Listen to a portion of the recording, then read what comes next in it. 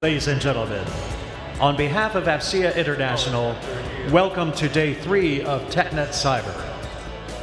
Before we begin this morning's program, may I please have your attention for a few brief administrative remarks.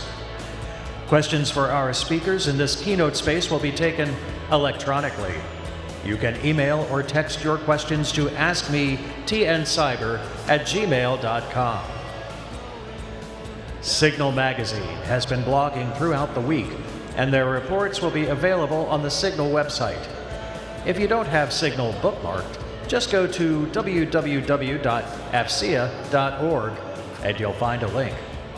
Additionally, recordings and presentations from the week's sessions that are authorized for release will be available after the event on the AFCEA website and YouTube channel. At this time, please join me in welcoming Brigadier General Paul Fredenberg, United States Army retired, Executive Vice President for Defense and National Security, AFCEA International, to the stage.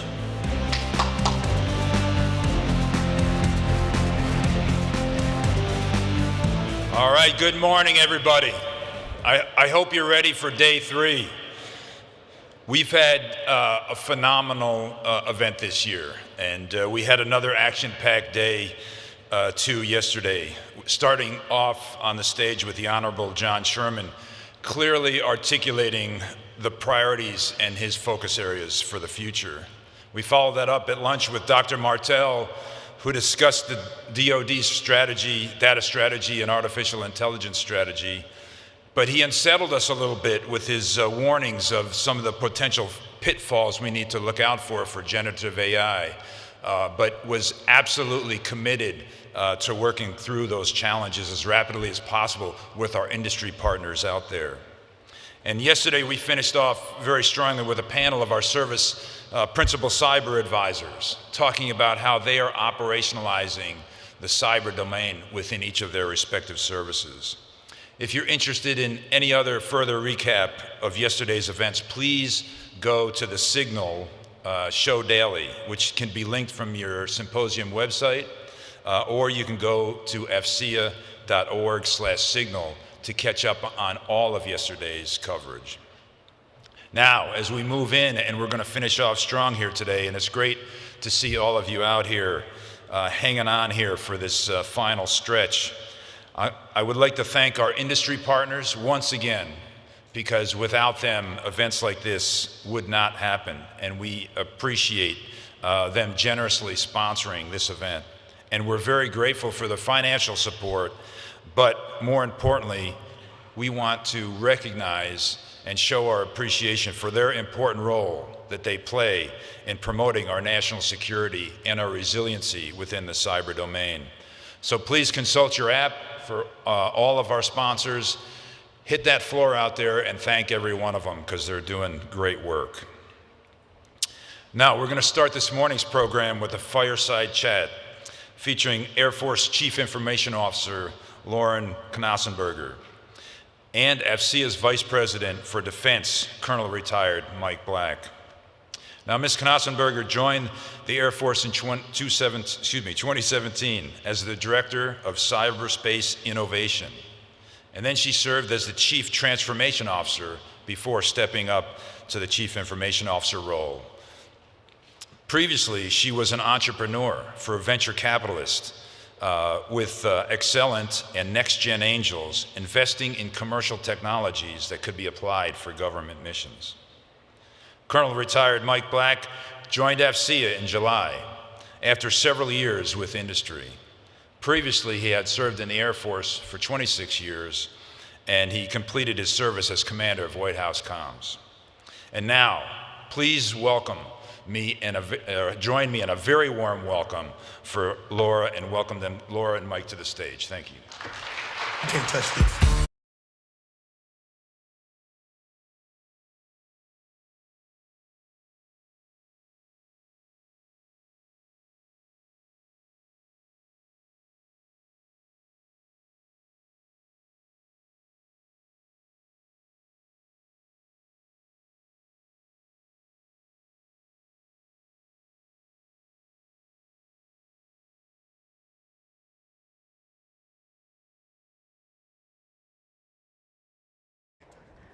Well, good morning. Good morning. All right, it's great to be here on this TechNet Cyber, our last day of an amazing conference. I'm here with my high school classmate, Lauren. We went to the same high school, Roosevelt, Eleanor Roosevelt. But before we get this kicked off, Lauren, I'd like you have any opening remarks?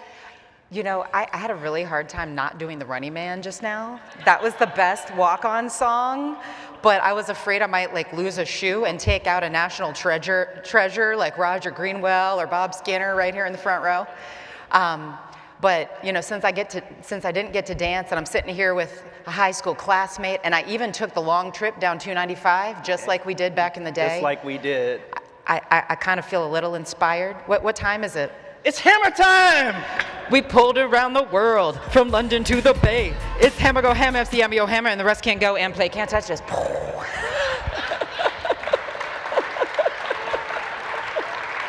So y'all can try to figure out what year we're talking about. All right, is everyone awake now? We ready? All right, we're gonna talk about micro-segmentation now, so I'm glad y'all are awake. All right. All right. Well, Lauren, on a serious note, it is great to be back with somebody from the Science and Technology Center at Eleanor Roosevelt. We did STEM before STEM became popular. Both of us took the long bus ride to Roosevelt. But let's just get started. In the context of IT strategy, I believe I heard you say before, so how do we ruthlessly prioritize to make sure that we're all focused on getting a couple things done so that we can get across the finish line? What is your answer to your own question there?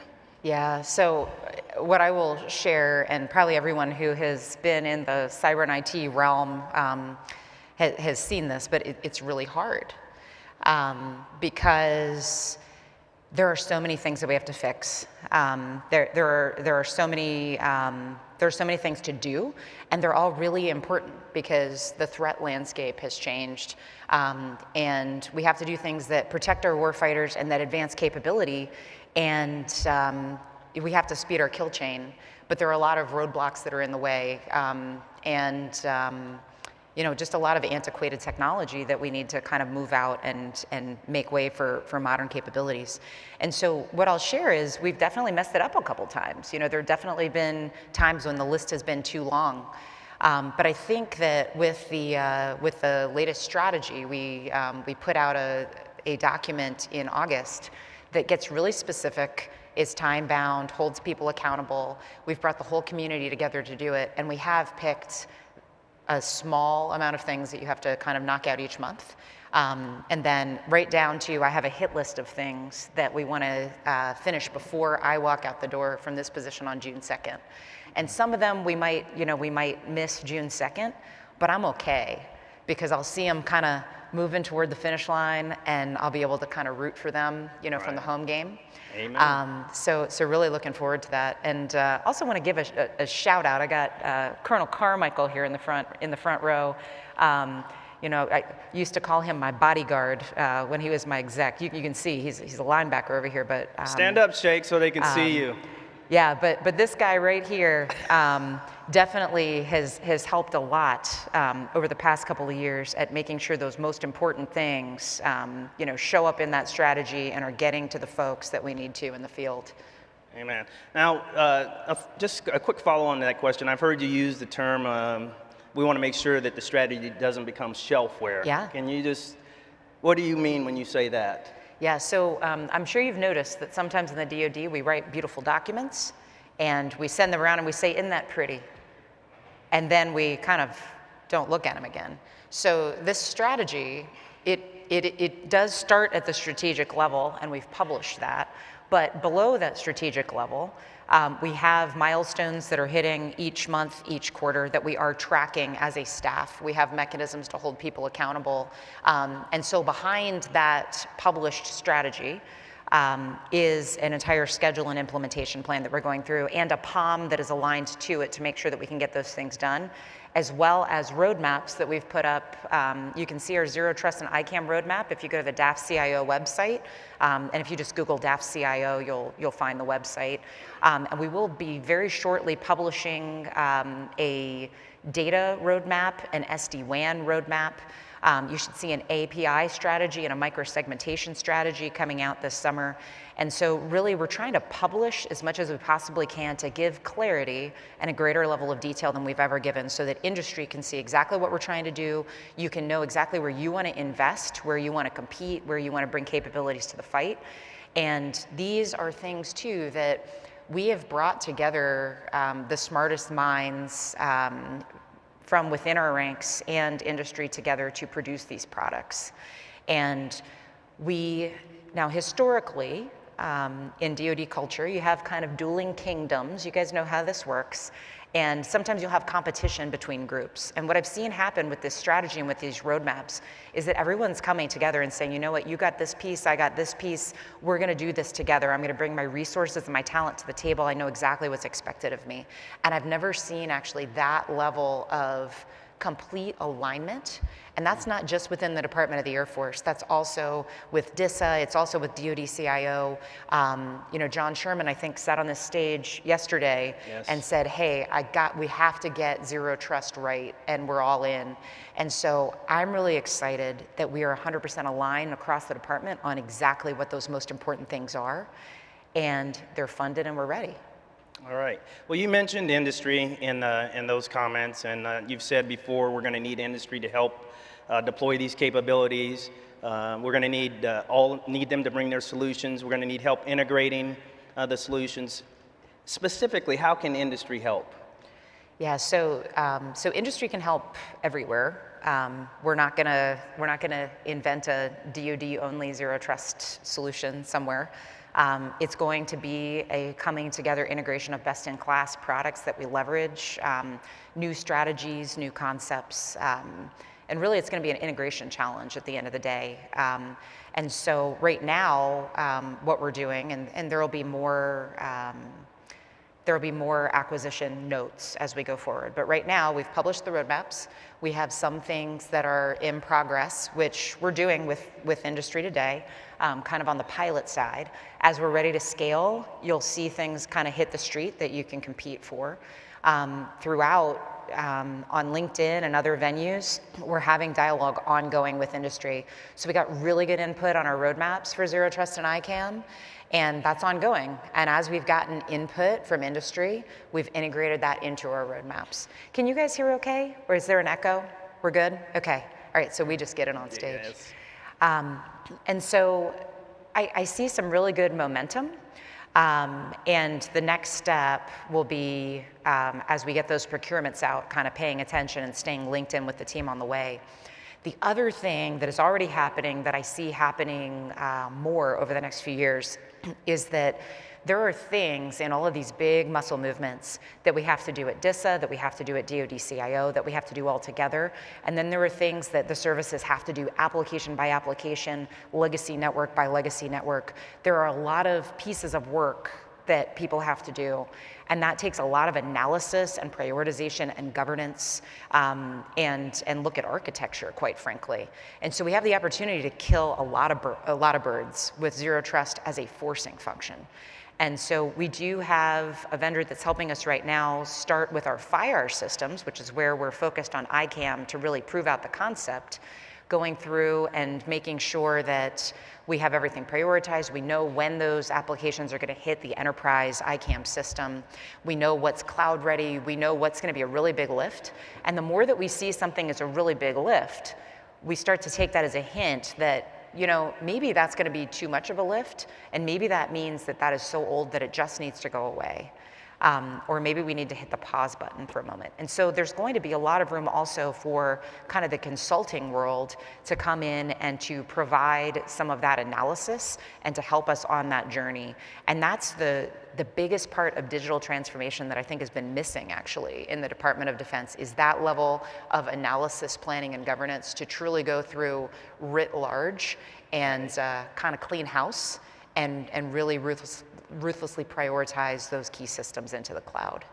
Well, that's great. I mean, we've got a lot of industry here, and I know that they appreciate your insight and input on that. You've also talked about the hard part is governance and security.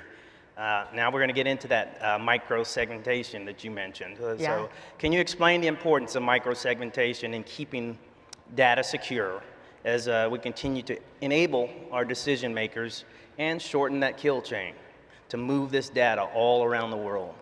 Absolutely. So, so microsegmentation, of course, is really a key component to truly getting zero trust right, and getting to that fine-grained level of access needed.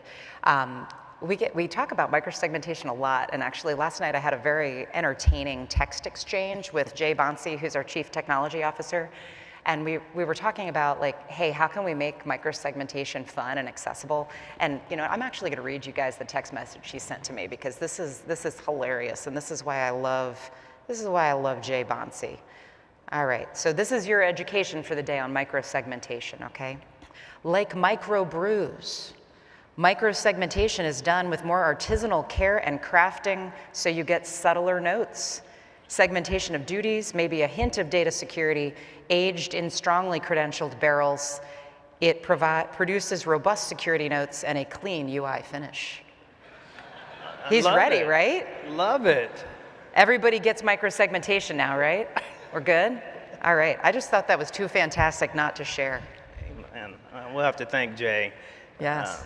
All right. I've seen you speak many times, and we've bumped into each other over the years here. You've recently talked about you had some exit criteria for when you would eventually leave the government. Can you elaborate on, your exit criteria? How did you establish that, and what that meant? Yes. So I think folks that have kind of followed my story a little bit here and there. I didn't plan to join the Department of the Air Force. I kind of got tackled by a bunch of generals one day, after having never met a general in my life, by the way, before about 7 years ago. And then was the Chief Transformation Officer, the Director of Cyberspace Innovation for a little while, and then was kind of hinted that maybe I should toss my name in the hat for this job. And really was thinking, man, the Department of the Air Force would be pretty crazy to select me, somebody who has not served, in the Department of Defense for a long time, much more time in the private sector, not a member of the Senior Executive Service. So I kind of didn't believe it would really happen. Right. But I was like, okay, if the Air Force chooses me, it means that we're serious about calculating risk differently. It means that we're serious about doing something very different. And so if I am selected, I will jump in and give my all.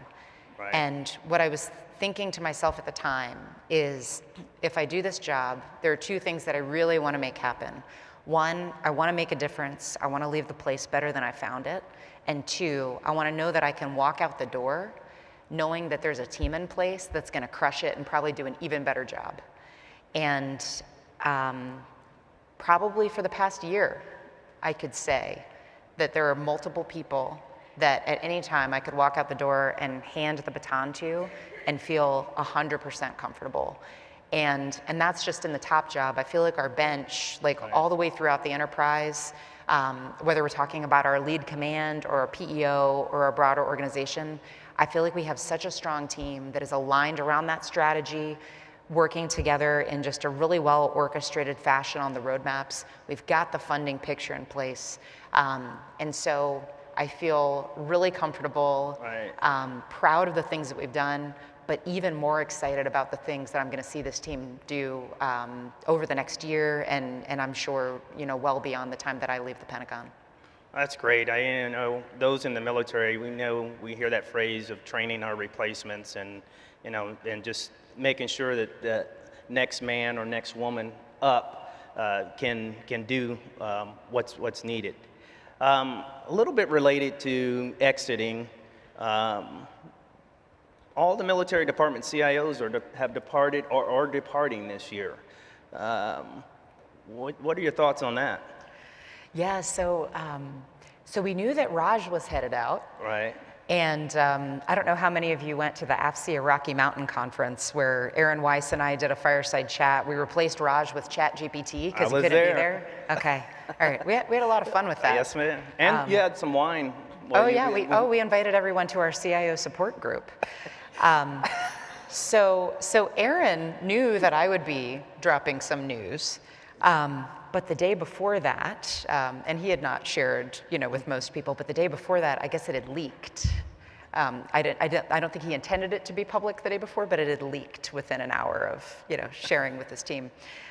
So the news pretty much came out at the same time, and we're there at our CIO support group talking about Thelma and Louise, and a couple people are like, did you guys plan this? And we're like, actually, we really didn't. I will share it was coincidence. We were trying to come up with some really good conspiracy theories or something like that, but it was pretty boring just with our timing. But what I will say is, the three of us kind of banded together. We did some good things across the department, Aaron especially. I feel like that partnership between Air Force and Navy just has been really strong. And what's really good is, so my deputy, Winston Beauchamp, right, and Aaron's deputy, Jane Rathbun, who's acting right now, they have really been spending a lot of time together and really keeping that bond strong, right, as well as with Dave Markowitz over at Army. And so I think in each case, we've got strong teams. John Sherman has built a really great kind of culture of openness across the services. I feel like, of course, we have the world's greatest Air Force general in charge of DISA over here. So we've got I feel like we have a pretty strong team. I'm not too worried about us right, kind of walking out at once because there's that continuity.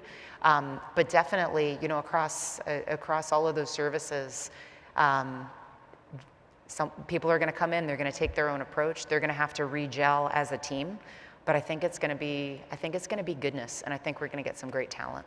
That's great. That's kind of been one of the sub-themes of our conference here. We've talked about convergence and synergy and how that leads to success. Where I'd like to go now is I'd like the folks back in the audiovisual folks, if you could cue up that one slide that we talked about, the one picture. Okay, so this picture, this is an awesome moment when the SecAF, Secretary Kendall, realized, these are my words, realized that all of his top cyber and IT advisors were women. And if you just look at this picture, you have that phrase, cliche, a picture's worth 1,000 words. Dr. Wanda Jones-Heath is in the picture. She's in the audience. She's a mentor of mine. Yeah, that's worth a shout out.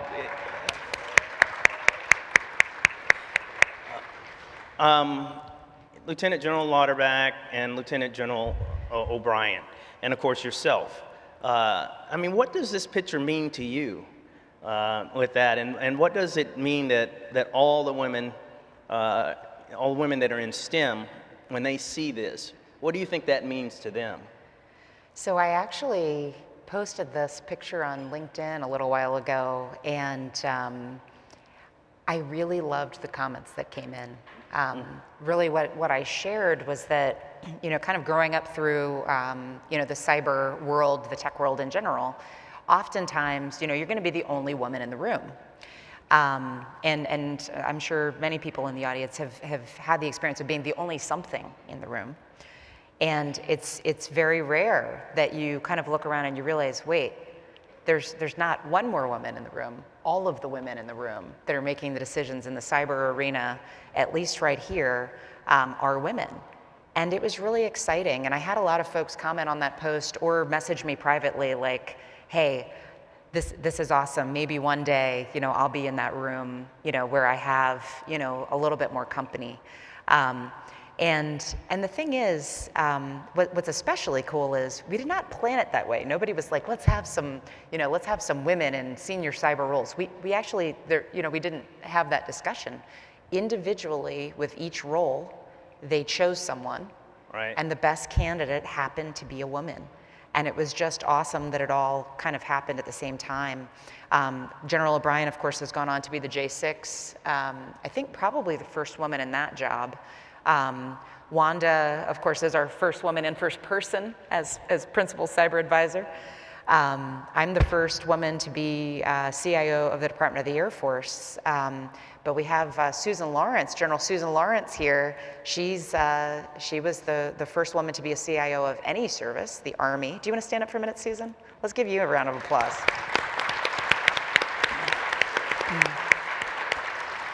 And I think to date, you and I are it. Yeah. But it's exciting. And you know, I do hope that we'll have more women throughout in the cyber world, not necessarily because, you know, we want women to take over cyber, but because we need more people to be interested in cyber. And I remember Warren Buffett one time being asked a question like, hey, how does it feel to be the best? And he said something along the lines of, well, when you only compete with half of, you know, the population to be the best, you know, then, you know, it's a little easier. And so, you know, we need everybody to be in the cyber game. And so if we can inspire a few more people to jump in, great. And not everybody's gonna wanna be in cyber. Not everybody is it, you know, something that they're passionate about or good at it. But if you are, you know, then we want you in the fight. So this was pretty exciting. And the secretary and General Brown, the secretary kind of said it first, like, wow, all of my senior cyber advisors are women. And then the chief was like, this is awesome, we should take a picture. So Alex Sanchez snapped the shot, and there it was. But we all felt pretty good in that moment. I love that picture, and I did provide some comments on that and shared that with folks. I just think it's an amazing picture, and I think you guys were on your way to 16th Air Force. We were, yeah. And I told Trap Kennedy, we had a good laugh. I was like, Trap, you know, we're inclusive. We'll allow one man into the cyber group here. You know, we don't want to leave you out. Right. So yeah, and of course General Skinner represents well over here. So. All right. You've touched on this a little bit, but we're just going to go in a little bit more depth. You know, as you wrap up your time as the Department of Air Force CIO, you know, what achievements would you consider are most significant for you and your team, and why? So I think some of the things that I'm most proud of deploying come in kind of the early days. Like, I'm so excited to see how Digital U has taken off and kind of be traveling now that it's, you know, it's really at scale. It's got, I think, something like 40,000 daily users. And I'll hear from our comm squadrons, hey, I did Security Plus completely on Digital U, or I learned how to do PowerShell script on Digital U, and, you know, now I don't have to write all of these individual scripts. I had one airman who was up at the MIT accelerator, up there with a bunch of 50-pound PhD AI brains, and he was like, yeah, you know, the team was really struggling with this neural network for weeks, and I was taking this class on neural networks on Digital U, and I basically rolled up and said, oh, guys, I figured it out. And all of these PhDs at MIT are like, who is this kid? Like, what is going on right now? And I hear those stories, and it just makes me proud. And we're talking right now, actually, about requiring all SESs and GOs to take the digital coursework that we do in Digital U currently for our 2-star course, because we want to raise that level of digital acumen and have all of our senior leaders be smart enough to really drive decisions in the digital realm. And so that all feels really good. Have been really proud of kind of driving the momentum in the DevSecOps world and kind of coming up with new ways to accredit those systems.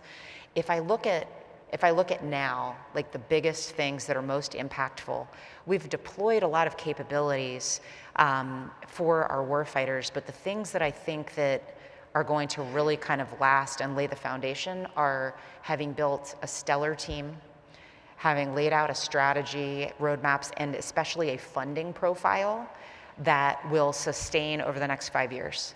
The fiscal year 24 POM is very, very healthy. I think we have just unprecedented alignment with DoD CIO and the services. And I've been pretty outspoken, right, certainly, about the need for zero trust and that collaboration.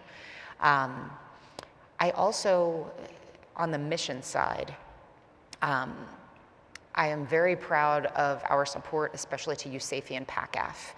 And I think that through some of that support and the successes that we've had in those theaters, I think that the office of the CIO And really kind of the brand of the cyber and IT community has elevated significantly. I don't think that it was normal for MAGCOM commanders in the past to call up the CIO for a tech consult or to brainstorm how to solve a major problem with technology to enable the warfight in our most critical theaters. And so early on had a partnership with General Harigian and Batman, Colonel DiPolito, who probably runs around these circles a little bit. And through that partnership, we were looking at the theater and really analyzed what would be needed to get ready for a future fight, or even to get ready for an ABMS exercise. And I went out, I pulled a number of different groups, including the 16th Air Force, the PEO, performance team. We all went out, we did some great work in USAFE and deployed some capabilities that would not have otherwise been possible. Right. And I can't go into too many specifics here, but a year later, things get spicy in that region. And because of the work that had been done a year before, it was very, very easy to deploy new capability on top of it. And then also in the Pacific, just some of the partnerships out there. One thing I'm excited right now is partnering with DISA to crush some latency in the theater, which is going to be huge. And to be able to grab whatever signal we can grab and provide resilient, reliable comms anywhere in theater, and to do it securely. That is pretty exciting, but also really proud of the partnership with the Integrated Warfighting Network out there in general. And it's an example of, in the past, culturally in the DoD, we take pride on being the lone warfighter out at the edge, and I'm going to solve the problem. And I may not tell the enterprise that I'm solving the problem. I may not even tell the other MAGCOMs that I'm solving the problem. One team against the world, and then the enterprise is kind of the slow entity that it's like, oh yeah, we'll let them do their thing. We're going to solve it over here. And culturally, we're at a point where the warfighter at the edge says, you know what, I want to solve this problem. I want to do it with you, the enterprise. I want to make sure that if I learn something, it's going to be fed back into the enterprise, or I want to do it on behalf of the enterprise, and I want to share, and I want your support. And so with a lot of things out in that theater, and again, it being really our most important theater right now, making sure that those guys are supported, sending team members from across the enterprise to support it so that they can go faster in the things that they're trying to do, use it as learning, feed it back in. And so we've had a really, really healthy cycle of having innovation at the edge that feeds back into the enterprise, and also pinning the rose then on different parts of the organization to say, hey, you have SD-WAN, go run. Right. Having served in both of those theaters, I can certainly say that from my standpoint, that focus and attention is appreciated, because obviously we've got a couple hot spots going on in both of those areas. So thank you for that. And you've talked about some of your accomplishments and that kind of thing. What I'd like to hear now is what was your most demanding and difficult task that you faced on the technology side and on the bureaucracy side? Okay, so the biggest example that comes to mind, and I'll be a little vague so I don't have anything thrown at me. So we have a major, I will say, mission success very recently. And I'm going to be vague, but it's something that we piloted that the tests are showing that is game changing. I am so excited about this capability. But we've been working on it since I was an HQE. And so when I was an HQE, I want to say it was maybe 2018, 2019, we had this amazing idea. We had a DoD CISO who was going to approve it. We were going to run. The DoD CIO was going to approve it. We were ready to run. And then all of the chairs changed before the memos got signed, which is like the worst thing that can happen to anything in the DoD. And so then we have this big meeting, and everybody wants to, everybody has new questions, and should we do this thing, and is it going to work, and how are we going to prove that it works, and all of these things. And so that started in like 2018, 2019. So I guess the bad news is it took us a really, really long time to kind of get there, and we changed our mind a bunch of times, and I think the chairs changed even one more time after that.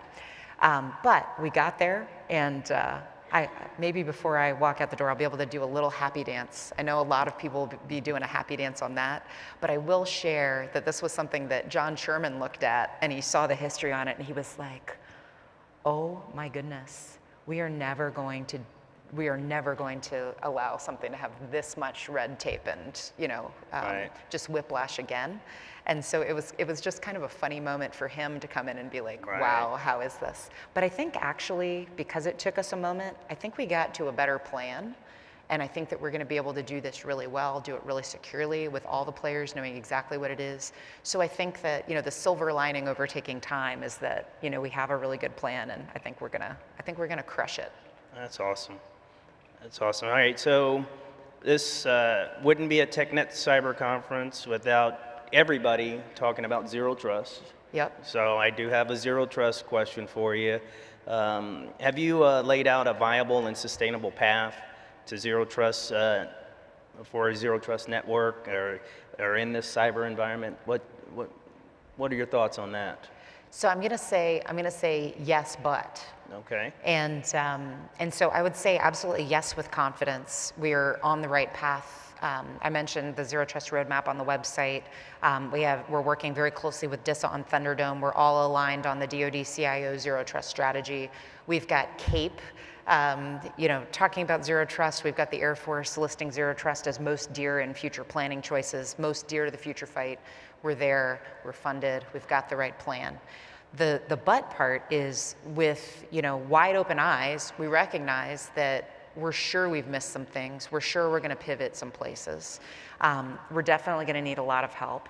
And even once we have the right approach and we've built out enterprise capabilities and, and we've started to really, really get some momentum with some of these capabilities at scale, there's still a lot of volume of things that need to be brought into this zero trust future. So even once we deliver kind of that foundational enterprise capability, there are still things that have to be done to every endpoint, every application, educating every user and operator. There are many, many movements. And so the good news is we know this is going to be really hard. I think we're well organized for success. I think that, and again, we're well funded. And because we have Congress, CAPE, DoD CIO, and others so bought in on this concept, I love that we're getting pressure to move faster. Right. And we want to move as fast as we can, so we're loving that. Okay. I have one more question before we go to the audience with questions, and I think you can see on the slide behind me. You can send your questions to ask me tncyber@gmail.com. But if you've got questions, go ahead and again send those to ask me tncyber@gmail.com. So my last question is. What words of advice or wisdom would you leave for your successor, your team, the DoD, and industry? So I think for my successor, at least for the next year or two, I would say that we need to stick to the plan and trust the team, trust the teams, trust the strategy, look for the things that we've missed. But we have a very complex environment. We talk about having an 8 families construct, because when we come to the dinner table within cyber and IT, there are at least 8 different stakeholders who are probably going to pick up a piece. And that's something that we're not going to fix overnight. And so having somebody who comes in and is very steady at the head of that table, and can make sure that kind of everybody knows where they continue to be, I think is actually really important, Right. given that construct. Probably we should fix that construct with the next CIO. I think everyone's ready to kind of fix the way that we're structured. And in fact, I remember kind of joking with BJ Schwedo when he was the CIO A6. It's like, wow, we're incredibly effective given how we're organized. And he said, that's the nicest way I've heard anyone ever say it. But it's true, and we're still there. But it is a great team. You have a lot of people that are really passionate about solving things. Empower them, let them do it. Trust the team, trust the plan, and don't be afraid to don't be afraid to fail on a couple things. Right. Because, if we're not willing to try some things, who else is going to do it? Right. Okay, I'll ask the voice from above. Do we have any questions? It looks like we do have 3 questions standing by. And go ahead and hit us up with the first, please. Certainly. What is the Air Force's appetite for moving Platform 1 to joint warfighting cloud capability? That's a great question. Is that a Bob Skinner question? Like when you got asked, like, you can't spell X without DISA, and you're like, DISA amazing. Yeah, that was good. Did I ever tell you that I did that to you? Did I ever fess up? Okay, all right, good. All right, so we'll say that was Bob Skinner that did that. But so actually, the appetite's pretty high, and I think that would actually be a really good thing because Platform 1 was envisioned to be a platform that any development team could show up to and have a comprehensive and complementary set of products and services that were well orchestrated to drive mission value across whatever that mission was. And I think actually a move to JWCC would be perfect. I've actually mentioned that to John Sherman, that with JWCC, if we did something like really get CDSs right with JWCC, if we really get secret rel right with JWCC, if we can fix some data sovereignty issues, and especially if we can then pull in a common DevSecOps foundation to code low and push high easily through those cross-domain solutions and share easily with our joint partners and allies through that secret rel construct, that I think people will be beating down the door to jump onto JWCC. Okay. About our second question.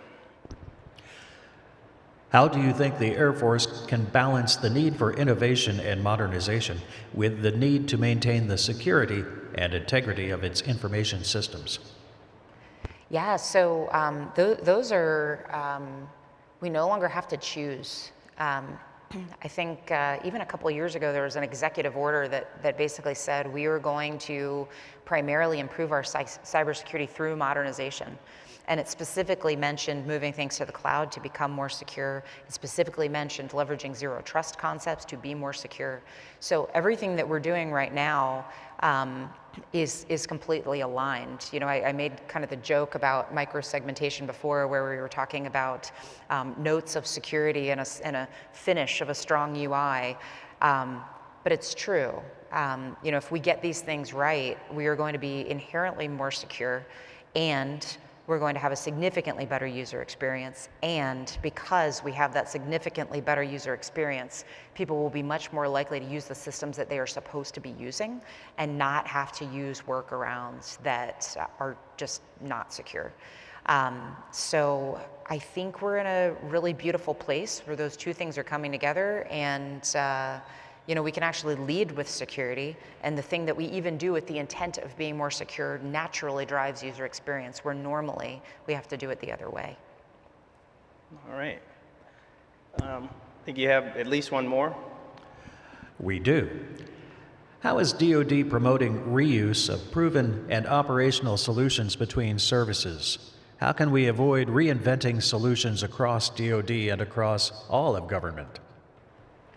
So we talk a lot. There are going to be some things where we're just never going to solve that. People are going to innovate at the edge. Sometimes it's actually healthy, just to allow, especially our warfighters at the edge, to solve problems and to educate themselves on how to solve problems and to kind of share and take pride in some of that.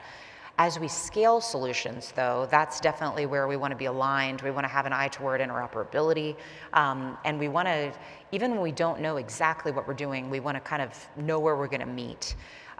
There are some things where we're just not there yet. It hasn't risen to the level of priority that we would have everyone in the room and say, hey, this is what we're doing for X. But I would say for the big muscle movements, we actually have some pretty good communication right now. And so on Zero Trust, I feel like we're very well aligned. On ICAM, I think we're very well aligned. On enterprise collaboration, the future of SIPR networking, those big rocks that we all acknowledge as big rocks, where we're going to be spending billions of dollars, Those are the places where we are really, really focused on making sure that that we all know who's on first, who's developing a capability, where those capabilities meet, or maybe somebody's developing the capability for all. But there are a lot of things in the Department of Defense where sometimes it sounds like everybody's going their own direction, and sometimes it's true, but sometimes when it sounds that way, it's really just acknowledgement that there are certain things that the DoD enterprise has to do on behalf of all, and there are certain things that services have to do in terms of that digital transformation journey. And that comes down to the point that I made earlier about there are enterprise things that have to happen, and then there are things that have to happen to connect things into that enterprise. And with the age of some of the things that we're dealing with, that means that there has to be analysis. There has to be also those changes again at every endpoint, every application, every standalone network, et cetera, on that transformation journey. But I'd say we're pretty well aligned. And another change that I have noticed over the last probably 3-4 years is that people want to be an enterprise. And people don't care as much who provides a service. They just want a really good service that is consumable, that they can use. And there are things that we would love to not do in the Department of the Air Force. And the second that we can say, hey, you have an amazing service, I want to use it, and I know it's consistent, I know it's going to work, I know what it's going to cost me, I know that I can consume it very easily and I can get that service quickly and easily, we absolutely want to do that. All right. Well, what I'd like to do here as we wrap this up, I just want to publicly thank you for your continued and amazing support to AFCEA and obviously the Air Force and DoD, but specifically for AFCEA. Whenever we ask you to be a part, whether it's a presentation, a fireside chat, a panel, Women in AFCEA, IDEA, you always say yes. And when I asked you about this back at Rocky Mountain, you said, whatever you need me to do, I will be there. And that is something that is very much appreciated. And I just want to thank you for that. It's been great to collaborate with you and work with you over the time that we've worked together. And that's how we do it at Roosevelt. We stick together, Roosevelt Raiders. Go Raiders. So definitely appreciate that. And I think Paul's going to come up and close us out here. But thank you so much. How about a round of applause? And we'll give her another one. All right. Thank you so much. And thank you, Mike, for all of your leadership, too. I will just share that this has felt like a family from very early on. And I didn't know necessarily what I was stepping into. Because again, you get tackled and told to serve your country. You show up and say, where am I going, coach? But I have felt embraced from the very beginning, and I've had a number of GOs also tell me as I'm headed out the door, this is still your family, better not go too far. And so maybe after a period of time away, maybe you'll see me around here and there, but I have been telling everyone I will definitely always be a friend to the Department of Defense and the national security sector in general. And I'm sure it won't be too long before I'm missing this mission again. Well, thank you for that. And I promise you the next time that we are together on stage, you'll have your flat shoes on, I'll have my Kohans, right. And we'll do the Running Man. All right, we're going to do it. Well, thank you both. That was a fantastic conversation. And we appreciate your leadership. We appreciate all the things that your team has accomplished under your watch. But I have to say, I agree. The highlight of this was the opening wake-up scene, it's hammer time. I got to tell you, that was awesome. Yeah, Mike can move. On behalf of AFCEA, in lieu of a speaker gift, we're going to provide a donation to the Fisher House on your name. Awesome. Thank you for your comments. Thank you for addressing our industry partners today. We have a lot more happening today. This concludes our opening session, but you can see the upcoming schedule on the screens on each side of the stage. We have one more set of theater sessions and a micro keynote pairing at the break, or after the break. And then we're going to close this conference in great style with a focus on acquisition keynote from Mike Clark from U.S. Cyber Command. Thank you for joining us this morning. Enjoy your break and enjoy the rest of the conference. Can't touch Well this. done. You too. Oh, they got our song up there.